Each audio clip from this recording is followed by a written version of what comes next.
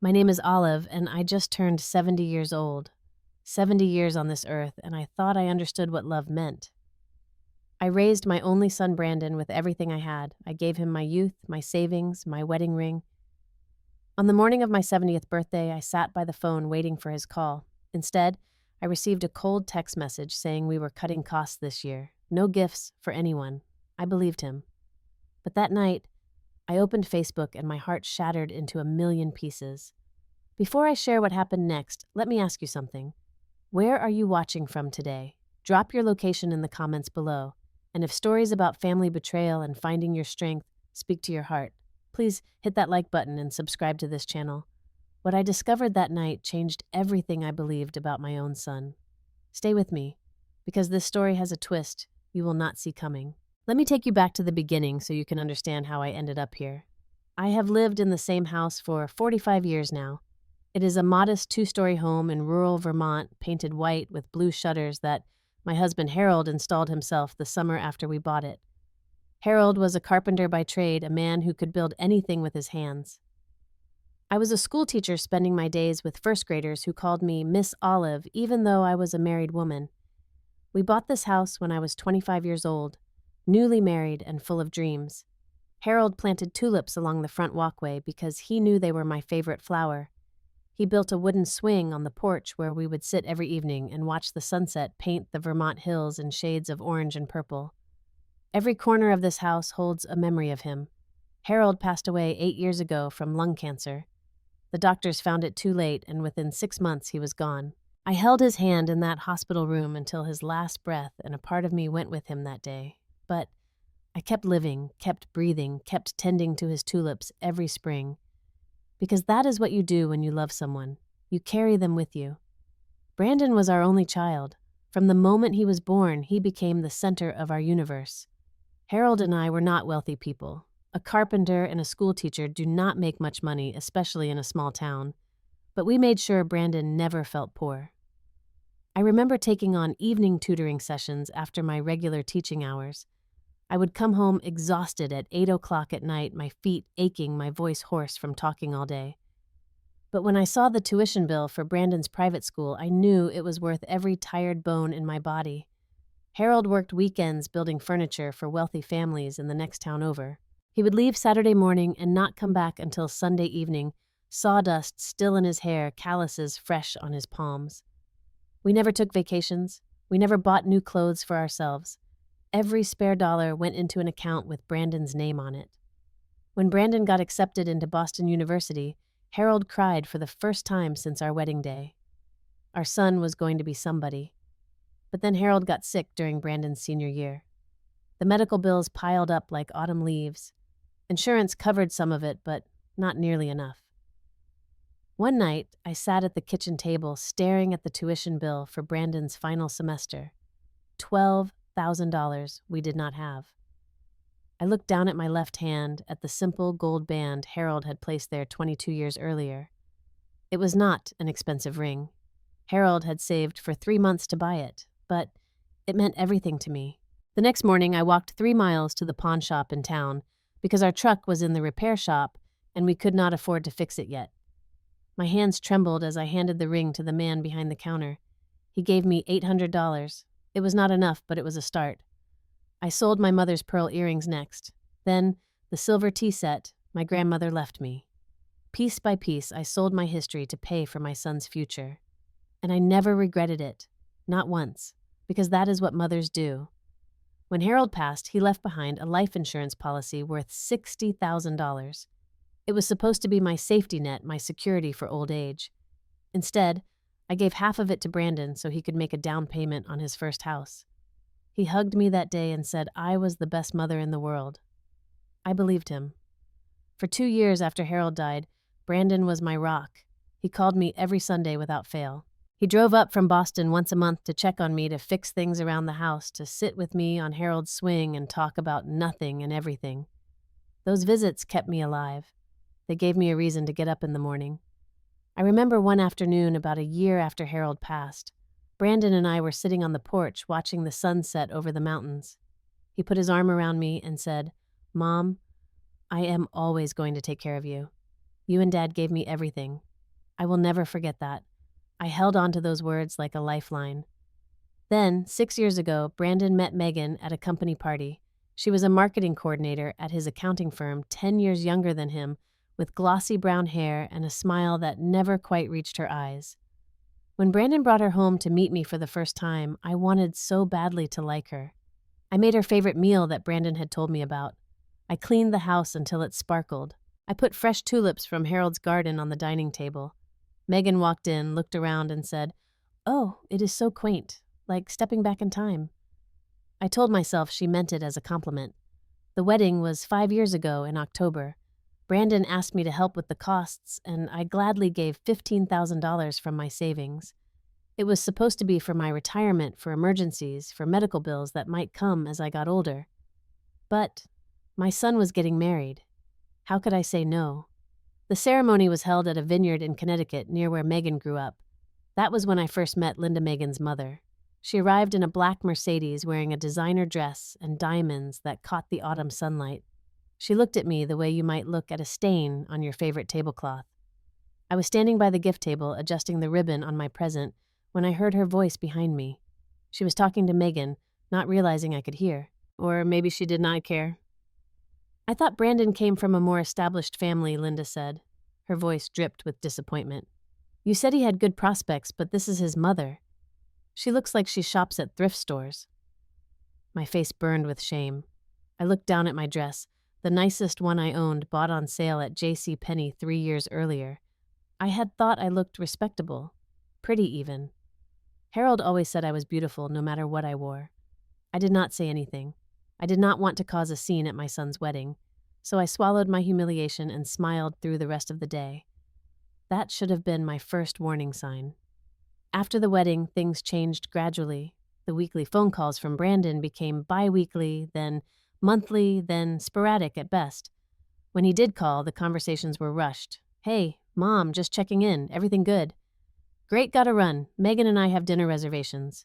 I tried to visit them in Boston about a year after the wedding. I drove 4 hours with a trunk full of homemade preserves and Brandon's favorite cookies. When I arrived, Megan met me at the door with a tight smile. "Oh," she said, looking past me like she expected someone else. "Brandon did not mention you were coming today. We have plans this evening." I assured her I would not be any trouble. I just wanted to see my son, maybe spend the night, and drive back the next day. "We do not really have space for guests," Megan said. "The guest room is being used for storage." I ended up sleeping on their couch that night, my 70-year-old back screaming in protest. Brandon apologized, but he did not offer any other solution. In the morning, Megan made it clear through her body language that I had overstayed my welcome. 2 months later, I saw photos on Facebook of Linda visiting them. She stayed for a whole week. They had converted the storage room into a beautiful guest suite, complete with fresh flowers and monogrammed towels. I noticed other things, too. Brandon and Megan took Linda to expensive restaurants. I saw the posts. Dinner at Le Bernardin with the best mother-in-law. Weekend getaway in the Hamptons with Mom Linda. Birthday brunch for this amazing woman. Linda's birthday last year, I remember scrolling through Megan's post.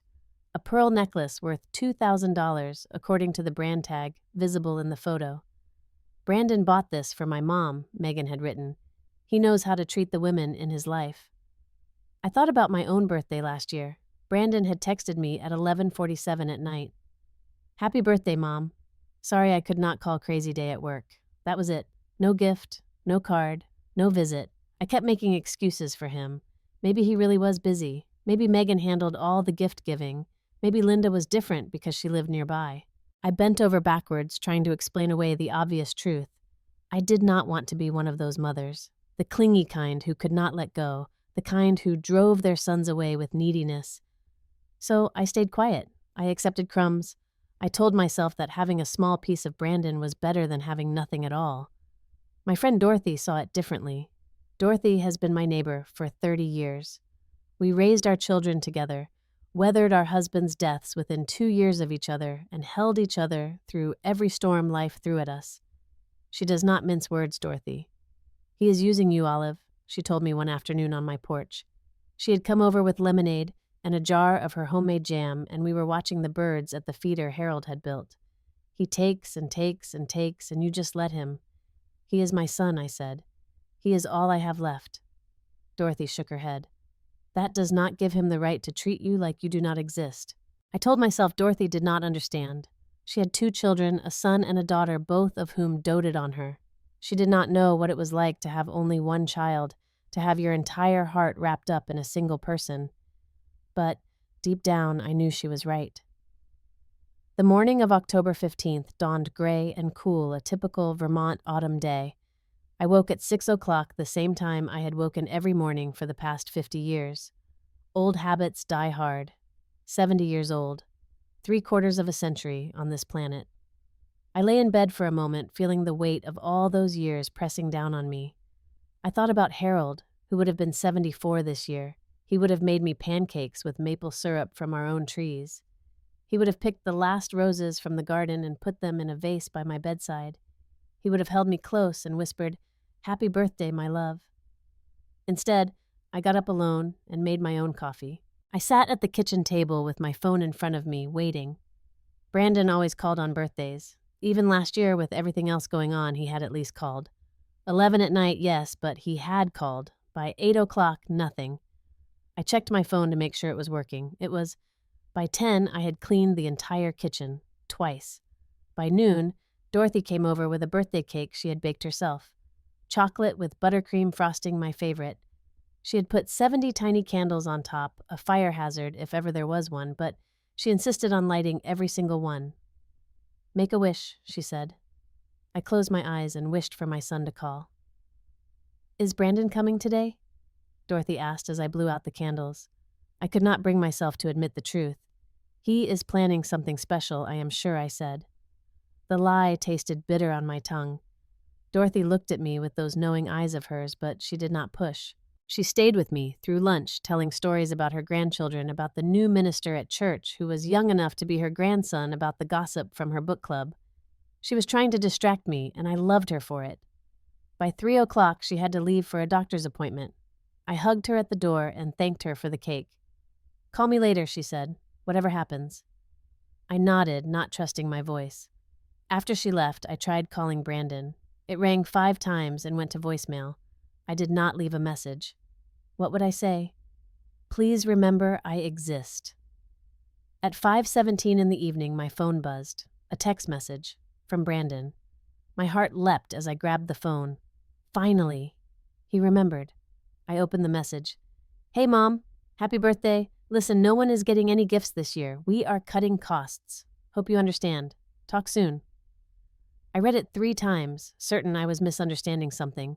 No gifts, cutting costs. On my 70th birthday, my son had sent me a text message informing me that I would not be receiving a gift because they were cutting costs. Not even a phone call. A text.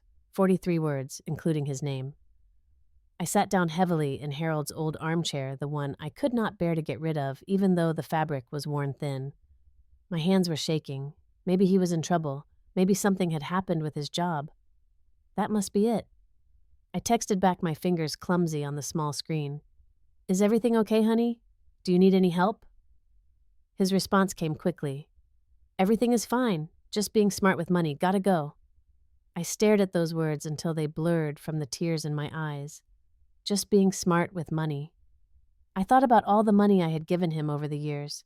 The tuition, the wedding, the down payment on his house. I thought about the wedding ring I had sold, the family heirlooms I had pawned. I thought about the $15,000 I had handed over without hesitation just 5 years ago, and now he could not even call me on my 70th birthday because he was being smart with money. The cake Dorothy made sat on the counter untouched except for the single slice I had forced myself to eat at lunch. I did not have the heart to eat anymore. Instead, I sat in the darkening living room as the sun set, watching the shadows creep across the floor. I thought about calling Dorothy, but I was too embarrassed, too humiliated. My own son had forgotten my birthday, essentially, and I did not want to admit that out loud. At 9 o'clock, I made myself a cup of tea and sat down with my tablet. I would distract myself with Facebook, I decided.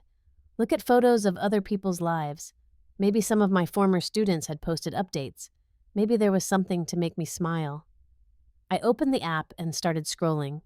The first post in my feed made me drop my tea. The photo showed 3 people standing in front of the Eiffel Tower. The sky behind them was that particular shade of Parisian twilight purple and gold and impossibly beautiful. The three people were smiling, their faces glowing with happiness.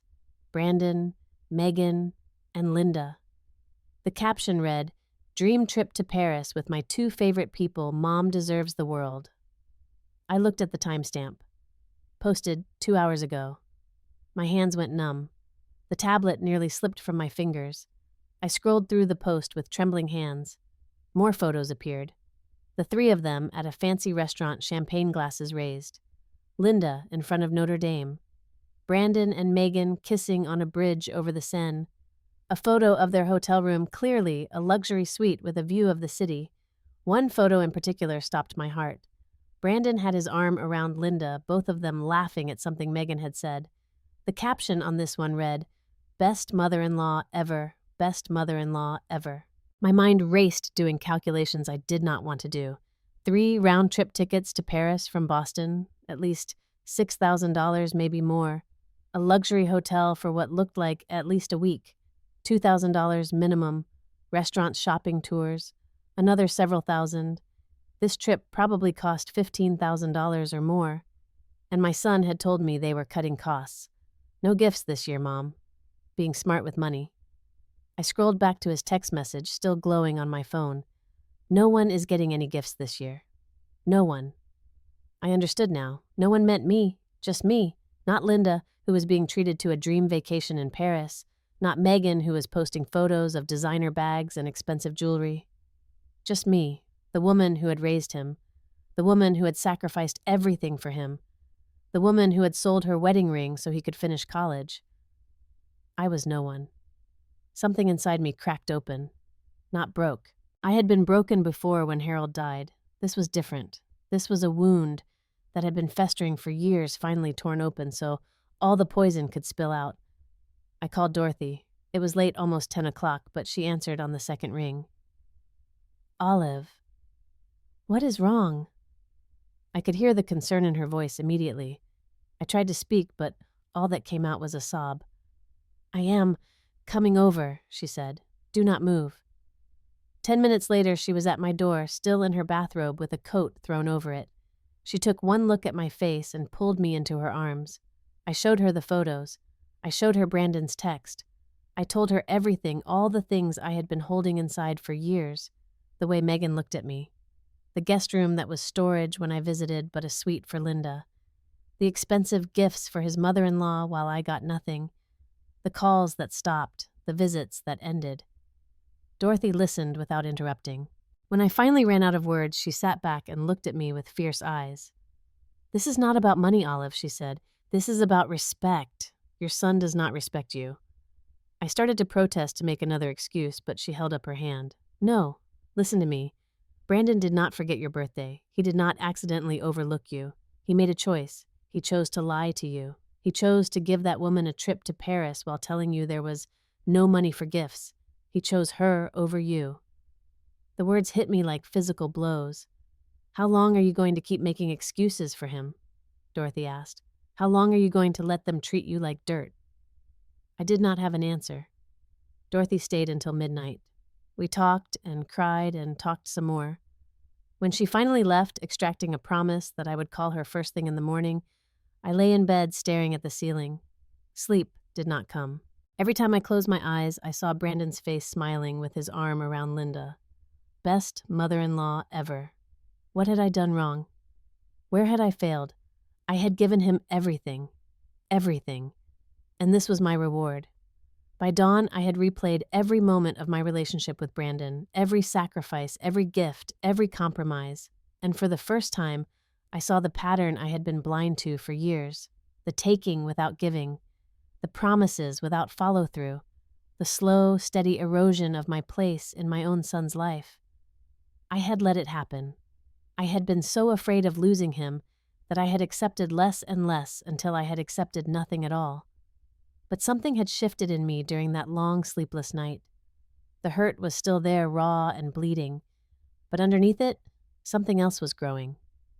Anger. The days after my birthday were a blur of grief and reflection. I did not call Brandon. I did not text him. For the first time in his life, I did not reach out to smooth things over to pretend everything was fine to make it easier for him to ignore me. Dorothy checked on me every day, sometimes twice. She brought food I could not eat and company I desperately needed. She did not try to fix things or offer solutions. She just sat with me in my pain, and that was enough. On the 5th day, I went to see Pastor David at our little church. I had known him for 15 years since he arrived fresh out of seminary, young and idealistic. He was not so young anymore, his hair gray at the temples, his face lined with the weight of other people's troubles. I told him everything. The birthday, the text, the Paris photos, the years of being pushed aside, the sacrifice and the betrayal. He listened with his hands folded on his desk, his eyes kind, but not pitying. When I finished, he was quiet for a long moment. Then he said, "Olive, I have known you for a long time. You are one of the most generous people in this congregation. You give to everyone always." I nodded, not sure where he was going with this. But I wonder, he continued, have you ever given to yourself? Have you ever demanded that others give to you in return? I opened my mouth to answer, then closed it again. The truth was, I had not. I had spent my entire life giving to Harold, to Brandon, to my students, to my friends. The idea of demanding anything in return had never occurred to me. Pastor David leaned forward. Sometimes olive love means letting go, and sometimes it means standing up for yourself. Only you can decide which one applies here. That night, I lay in bed thinking about his words, and I remembered something Harold had said to me in the hospital just days before he died. His voice had been weak, barely more than a whisper. I had to lean close to hear him. "Promise me something," he said. "Promise me you will live for yourself, not just for others. You have given so much, Olive.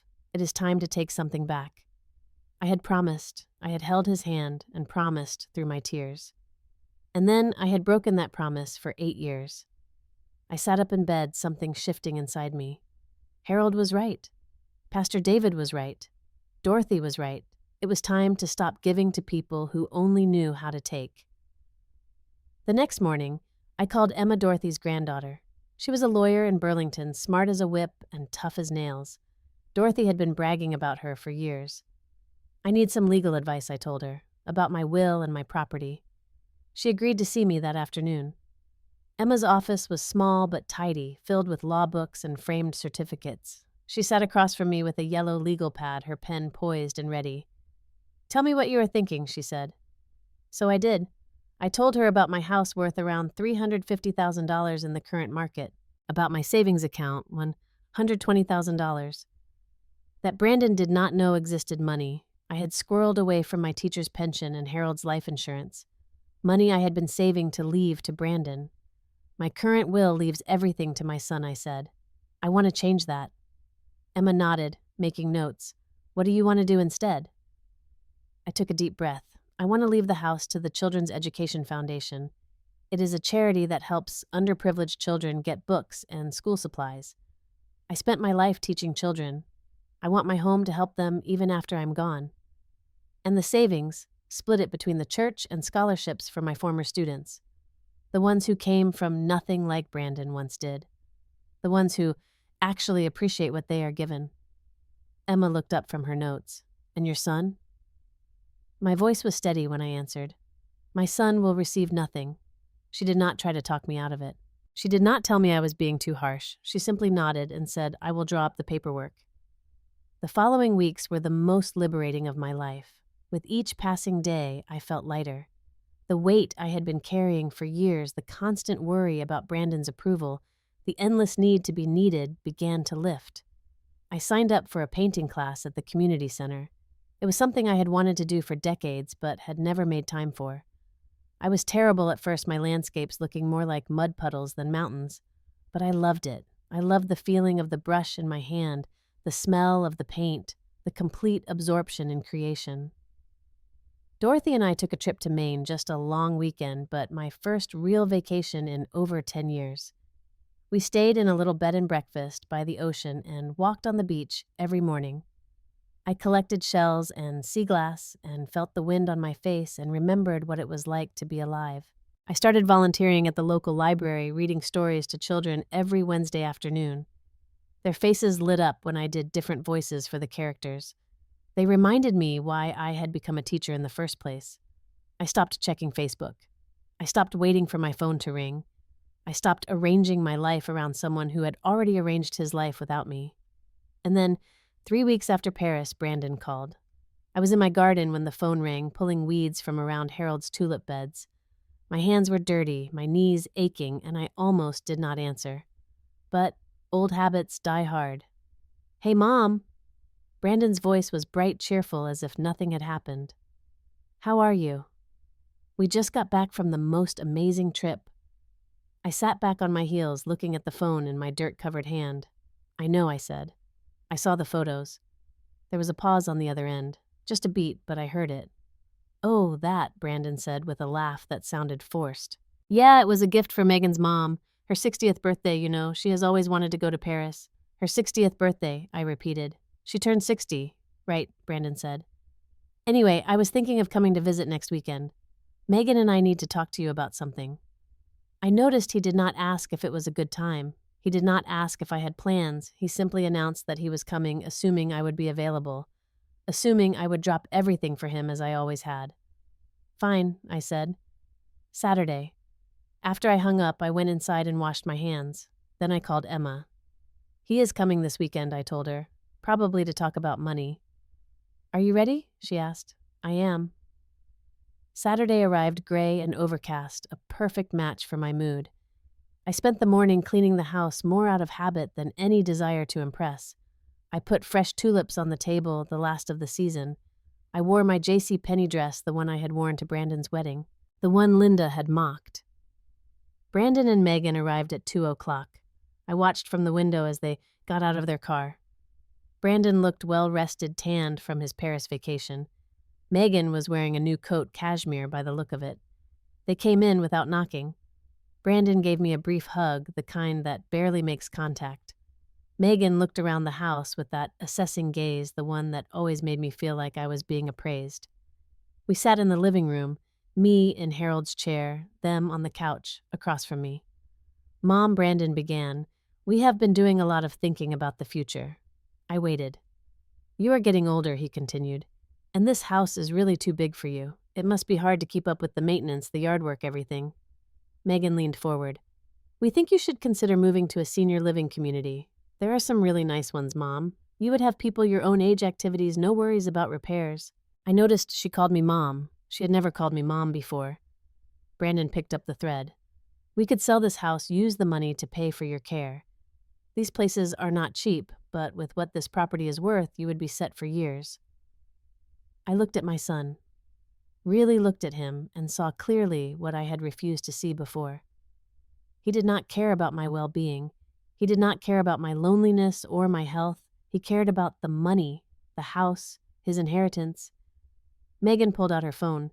"I have actually already researched some facilities. There is one in Connecticut that is really lovely, close to us, so we could visit all the time." Close to Linda, I thought. Convenient. Brandon cleared his throat. "And Mom, we were hoping you could update your will, just to make things official, you know. Avoid any complications later. We should probably be named as your primary beneficiaries, power of attorney, that sort of thing." There it was, the real reason for this visit. Not concern for their aging mother, not guilt over the birthday fiasco, money, control, access to everything I had spent my life building. I looked at them both for a long moment. Brandon shifted uncomfortably under my gaze. Megan checked her phone. "Actually," I said, my voice steady, "I have already updated my will." "You have?" Brandon's face brightened. "That is great, Mom. Who did you use?" "We should make sure it is all coordinated. I used Emma Chen," I said. "Dorothy's granddaughter. She is a lawyer in Burlington." Brandon nodded. Great. So everything is set up to pass to family?" I smiled. "Not exactly." "What do you mean? This house?" I said will be donated to the Children's Education Foundation after I pass. The color drained from Brandon's face. "What?" "They help underprivileged children get books and school supplies." I continued. "I was a teacher for 30 years. It seems fitting." Megan's jaw dropped. "You are giving this house to charity and my savings." I said we'll go to the church and to scholarships for students who need help getting an education. Brandon stood up abruptly, knocking a pillow off the couch. "Mom, You cannot be serious. This is crazy. What about me? I am your son. I looked up at him, at this man I had sacrificed everything for, and felt surprisingly calm. I know you are my son, Brandon. I raised you with everything I had. I sold my wedding ring so you could finish college. I gave you the down payment for your first house. I paid for your wedding. That was different, Brandon started. I was not finished. And on my 70th birthday, you told me you were cutting costs. No gifts this year, you said. While you were flying your mother-in-law to Paris on a trip that cost more than I make in a year. Mom, that was for Megan's mom's birthday. I stood up now, facing my son directly. Her 60th birthday. She got Paris. I got a text message. 43 words, Brandon. That is what 70 years of being your mother was worth to you. 43 words. Megan stood up too, her face flushed with anger. This is insane. You cannot just disinherit your own son because of a misunderstanding. There is no misunderstanding, I said, turning to face her. I understand perfectly. I understand that I have been an afterthought in my son's life for years. I understand that I have been making excuses for behavior that has no excuse. And I understand that it is time for that to stop. We will contest the will, Megan snapped. This is clearly elder abuse. Someone has been influencing you. You are welcome to try, I said calmly. Emma has made sure everything is completely legal. I am of sound mind, there is no undue influence, and I have every right to leave my property to whomever I choose. Brandon's face had turned red. After everything we have done for you, he shouted. I tilted my head, looking at him with genuine curiosity. What have you done for me, Brandon? Tell me one thing you have done for me in the last 5 years.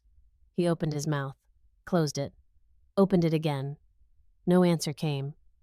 You cannot even name one thing, I said quietly. Not one phone call that lasted more than 5 minutes. Not one visit that did not involve asking for money or favors. Not one birthday remembered until almost midnight, if at all. The silence stretched between us, heavy and final. I think it is time for you to leave, I said. Brandon stared at me like he was seeing a stranger. Mom, please. Let us talk about this. I have been waiting for years to talk about this, Brandon. You were too busy, too distracted, too focused on impressing everyone except the woman who gave you life. I reached for the door and opened it. Goodbye. Brandon stormed out first, his footsteps heavy on the porch stairs. Megan followed her heels, clicking angrily on the wooden floor. She paused at the door and turned back. You will regret this, she hissed. I looked her straight in the eyes. No, I really will not. The door closed behind them. I listened to their car start, heard the spray of gravel as they backed out of the driveway too fast. Then, silence. I stood in my living room alone, but not lonely. The house felt different somehow. Lighter, freer. Harold's chair sat in its usual spot. The tulips glowed on the table, and the walls that had witnessed so much love and loss and sacrifice seemed to breathe easier. For the first time in years, I felt like myself. I will not pretend the weeks that followed were easy. They were not. There were nights I lay awake crying not for the money or the house or the will, but for the little boy Brandon used to be, the child who held my hand when we crossed the street, the teenager who helped his father in the workshop, the young man who hugged me at college graduation and said, I could not have done it without you, Mom. Where had that person gone? When had he turned into someone who saw his mother as an ATM, an obstacle, an inconvenience? I grieved for him as if he had died. In some ways, the child I raised had died. The man who walked out of my house that day was a stranger. But grief, I have learned, does not last forever. It changes shape, becomes something you can carry instead of something that carries you. Dorothy was my constant companion through those dark days. We walked every morning, two old women shuffling along the Vermont roads, talking about everything and nothing. She never said I told you so. She never gloated about being right. She simply walked beside me, and that was enough. My painting improved. My teacher said I had a natural eye for color, which made me laugh because I had spent my entire life thinking I had no artistic talent at all. I started bringing my sketchbook everywhere, capturing the Vermont landscapes that Harold had loved so much. The children at the library became my unofficial grandchildren. They ran to hug me when I arrived on Wednesday afternoons, fighting over who got to sit closest to me during story time. One little girl, Maya, asked me once if I would be her grandmother. Her real grandmother lived far away and never visited. I said I would be honored. Pastor David asked me to speak at a support group for older women who had experienced family estrangement. I was nervous at first, afraid of breaking down, but when I stood before those women and saw their knowing eyes, the words flowed easily. I told them my story. I told them about the choices I made, the boundaries I set, the freedom I found. Some of them cried. Some of them nodded. All of them thanked me afterward. One woman, Margaret, pulled me aside. She was 82 years old, sharp as a tack, with a story remarkably similar to mine. My daughter stopped talking to me when I refused to hand over my savings, she said. That was 5 years ago. I thought I would die from the pain. What happened? I asked. She smiled, a peaceful smile that reached her eyes. I did not die. I learned to live instead. 4 months after that terrible confrontation, I received a text from Brandon. Just 3 words. I am sorry. I stared at those words for a long time. I thought about what they meant, what they could mean, what I wanted them to mean. I did not respond right away. I needed time to decide what, if anything, I wanted to say. A week later, I sent my reply. When you are ready to be my son again, I will be here. But I will not accept being treated as less than I deserve. He did not respond. Maybe he will someday. Maybe he will not. I cannot control what he does. I can only control what I accept. I'm not waiting anymore. This spring, I planted new tulips in Harold's garden. Different colors this time, bright orange and deep purple instead of the traditional red. Change is good, I decided, even in the smallest things. Dorothy helped me repaint the porch swing. We chose a cheerful yellow, the color of sunshine and fresh beginnings. Sometimes in the evenings, I sit there alone and watch the sunset, and I feel Harold beside me. I tell him about my day, about my paintings, about the children at the library. I tell him I finally kept my promise. I am living for myself now, I say to the empty air. I hope you are proud. The wind stirs the tulips, and I choose to believe that is his answer. If you are watching this, and you see yourself in my story, whether you are the parent being pushed aside or even the child doing the pushing, I want you to know something important. It is never too late to change. It is never too late to demand respect. And it is never too late to start living for yourself. Your worth is not measured by how much you give. It is measured by how much you value yourself. Before I go, I want to ask you something. Have you ever had to set boundaries with someone you love? How did you find the strength to stand up for yourself? Share your story in the comments below. Let us support each other. If this story touched your heart, please hit that like button. Subscribe to this channel so you never miss another story. And share this video with someone who needs to hear it today. You never know whose life you might change. Thank you for spending this time with me. Thank you for listening to an old woman ramble about her troubles. And thank you for being part of this community. May you find the courage to value yourself, the strength to set boundaries, and the peace that comes from living your own life on your own terms. Now go and live your story.